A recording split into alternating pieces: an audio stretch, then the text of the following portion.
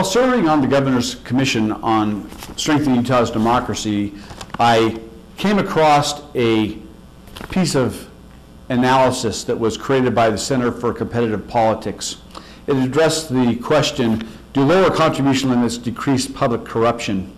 This is issue analysis number 5, January 2009. You can find it on their website, the Center for Competitive Politics.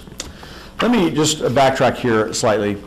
One of the recommendations that came out of the Governor's Commission on Strengthening Utah's Democracy was this concept, or this recommendation, that there be placed limits on contribution of certain entities, individuals, PACs, parties, so on and so forth, corporations, so on and so forth.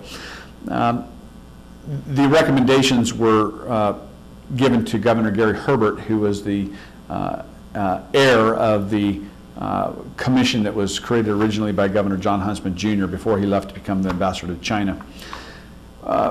Within this proposal and the recommendation that was made and passed forward to the governor, there's a preamble to these limits as they were outlined.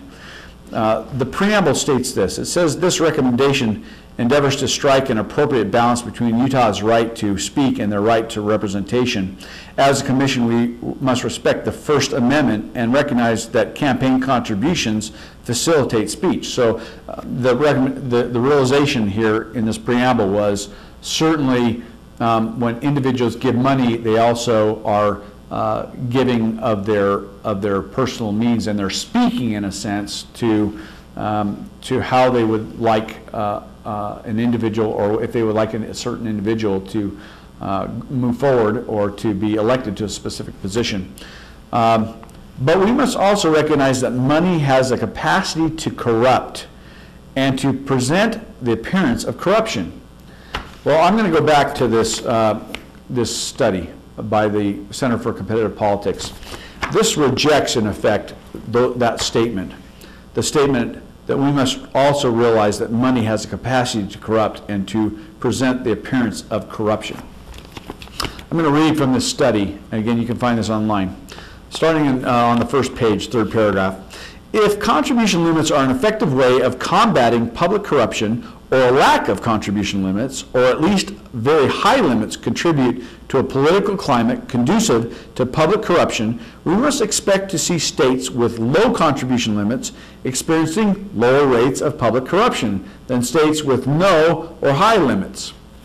The truth is, and this study goes on to say, this analysis demonstrates that there is no credible reason to believe that contribution limits on what citizens can give to candidates for public office has any effect on restraining corruption by elected officials or otherwise cleaning up any culture of corruption that may exist. Going on, in the conclusion, this study concludes that reducing the amount of money that an individual can give to a campaign does not reduce the likelihood that a legislator will become corrupt. Instead, making the amount of money that can be offered smaller actually increase the likelihood of corruption. Isn't that interesting? Somewhat counterintuitive, yet it goes to the point that there's no correlation between corruption and campaign contribution limits in each of the states. In fact, they've created a matrix here with a factor in one column and a state in its adjacent state or its corresponding state in the next column. And it says North Dakota at 8.18, which is the corruption factor on the corruption index. North Dakota is number 1. Now this factor is determined by a number of convictions of public officials within that state during a certain period of time. And anyway, North Dakota is 8.18. Oregon falls last at 0.68. Clearly, Utah, who has no contribution limits, or would fall in the category of no or high contribution limits, Utah is clearly 7th lowest of the states at 1.41 on the corruption index. And so if you look at this chart, you'll see that there is no correlation between states with high limits and high corruption levels, or low limits and low levels of corruption. In fact, this study effectively says there's no correlation between the two. So I would suggest and reject that we recognize that money has the capacity to corrupt and to present the appearance of corruption. Obviously, there are a few individuals that will find a way to abuse the money that they've been given for their campaigns, to run their offices and to address a number of other financial aspects of their public service. But they're very few and far between. And in Utah, we're tied 7th lowest. So I'm not sure if we should be addressing this issue of corruption this way. We have, in fact, created and passed some bills in the last couple of days that have addressed an independent ethics commission and that would be potentially placed on the ballot in November of 2010, that would be addressing the constitutional mandate to have some sort of legislative ethics commission. That's appropriate. We passed that out with overwhelming support from the House of Representatives. But this concept of campaign contribution limits goes to free speech, and also the fact that there are those in our community who would try to drive the idea, utilizing mainstream media and other media sources, as well as very few individuals who would try to call attention to a problem that really doesn't exist in our state and throughout our state and in our community. You know, as I was leaving a town hall meeting the other night, a gentleman in my neighborhood approached me and he said, "Craig, I voted for you because I trusted you."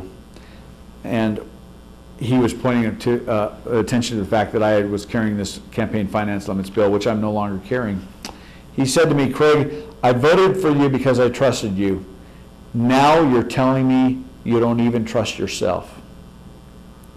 Well, I have to admit, I was kind of embarrassed, and I realized that it would take quite an effort to backpedal out of this hole that I was digging myself into.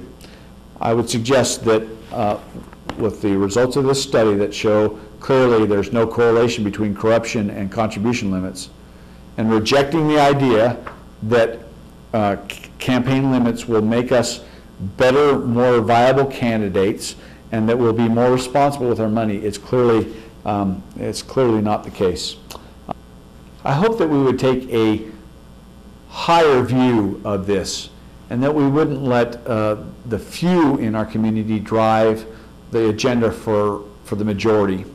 I would hope that we would also recognize that if we need to police our members of the legislature, that there are constitutional ways to accomplish that, and we can do that through an independent ethics commission and give them code of conduct type of rules and regulations that will help to drive their deliberations as they address real needs when it comes to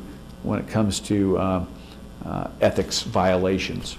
I think this is the best way to go about this, and that's why I'm not carrying this bill any longer.